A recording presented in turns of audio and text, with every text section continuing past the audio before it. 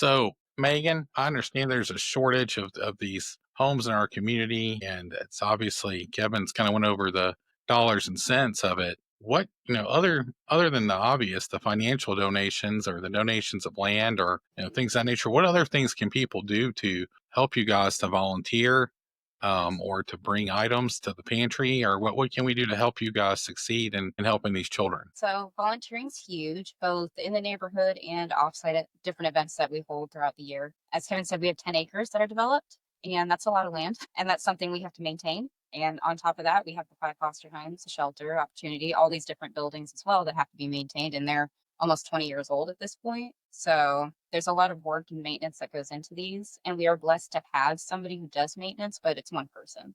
So having people that come and volunteer for us on the weekends just to help us with groundskeeping is huge because it's just a lot of land, literal land to cover. I can imagine too that by volunteering that helps keep the operational costs lower. Yes, and we make it fun.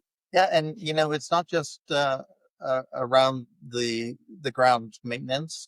Mhm. We look for volunteers that have skills in HVAC or carpentry or any of those other Mhm. skills that can help our maintenance person maintain the homes as well. So if there's anybody out there that's retired and is looking for a few hours here and there to do their trade, we'd be more than welcome to have them here on the neighborhood, assisting our maintenance person with some of the maintenance needs that she needs to get done.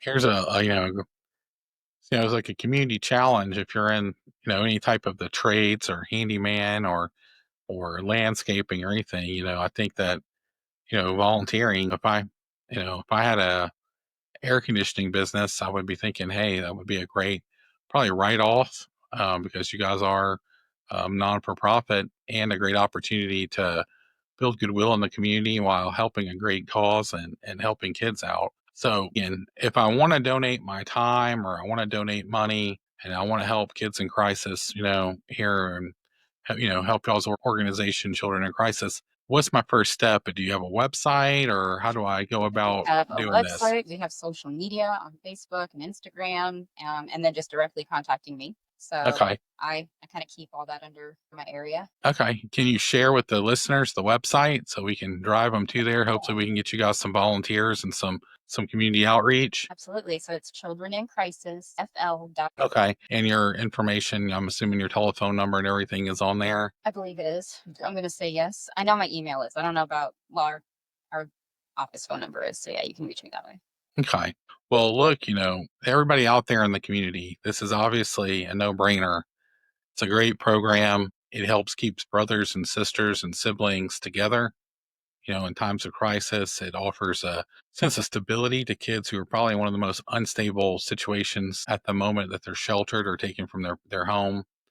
Obviously creates normalcy. And it should be a goal of ours to support them in all their endeavors in the First Circuit. So if you're in one of these other counties that's not Okaloosa, you know, forget about the county line for a minute and, your kids are over there, too, try to outreach, and think of it as a bigger community than just county by county. And then, of course, it would be great to see one of these throughout the entire state in each county that the kids who are in these situations have this option and this wonderful environment to go to.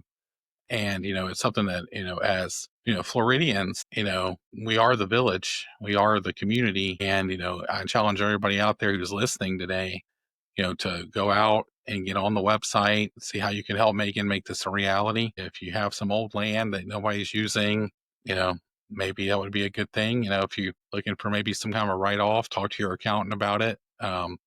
And see what you can do there, to help them, develop.